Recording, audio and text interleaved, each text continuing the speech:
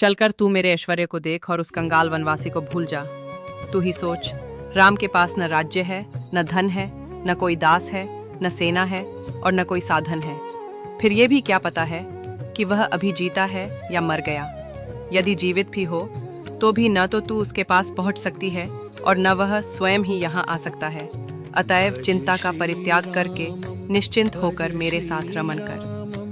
रावण के नीच वचनों को सुनकर मध्य में तृण रखकर जानकी बोली, हे लंकेश, तुम्हारे जैसे विद्वान के लिए यह उचित होगा कि तुम अपनी मर्यादाओं का उल्लंघन न करो और मुझसे अपना मन हटाकर अपनी रानियों से प्रेम करो।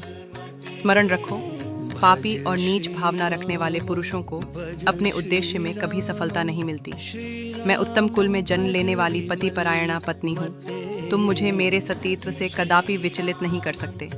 अपने प्राण रहते मैं तुम्हारे नीचता से परिपूर्ण प्रस्ताव को किसी भी दशा में स्वीकार नहीं कर सकती। यदि तुम में तनिक भी न्याय बुद्धि होती तो तुम अन्य स्त्रियों के धर्म की उसी प्रकार रक्षा करते जिस प्रकार अपनी रानियों के सतीत्व की करते हो।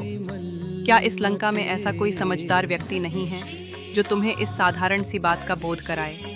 तुम तो नीतिवान बनते हो, फिर नीति का यह वाक्य कैसे भूल गए कि जिस राजा की इंद्रियां उसके वश में नहीं रहती, वह चाहे कितना ही ऐश्वर्यवान हो, अंत में रसातल को जाता है, उसका सर्वस्व नष्ट हो जाता है।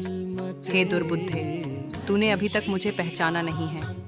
मैं तेरे ऐश्वर्य, राज्य, धन संपत्ति के लोभ में नहीं फंस सकती। तेरा यह कहना भी एक व्यर्थ का प्रलाप है कि मैं रघुकुलमणि रामचंद्र जी से नहीं मिल सकती। अरे मूर्ख, वे तो सदैव मेरे हृदय में निवास करते हैं। मुझे कोई उनसे अलग नहीं कर सकता।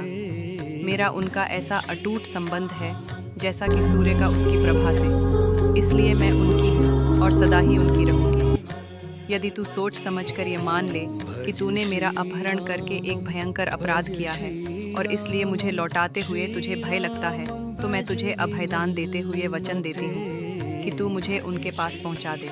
मैं तुझे उनसे क्षमा करा दूंगी। यदि तुम अब भी अपनी हठ पर अड़े रहे तो विश्वास